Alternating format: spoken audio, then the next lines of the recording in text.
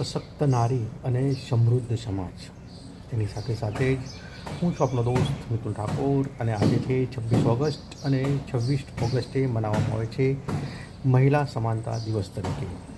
આ દિવસ મનાવવાનો મેન ઉદ્દેશ્ય છે કે મહિલાઓને પોતાના અધિકારો, સન્માન અને સમાનતા આ દરેક સમાજની અંદર અને દરેક જગ્યાએ, દરેક ફિલ્ડમાં એમને મળી રહે.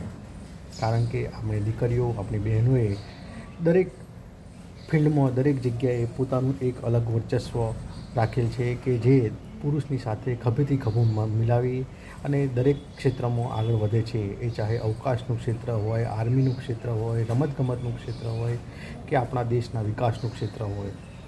તો હંમેશા આપણે આ બહેનો, આપણી દીકરીઓને હંમેશા સશક્ત બનાવવી જોઈએ કે જેથી એમને આ એક પુરુષ સાથેના સમાન અધિકાર મળી શકે અને મહિલા સશક્તિકરણને જોર મળી શકે.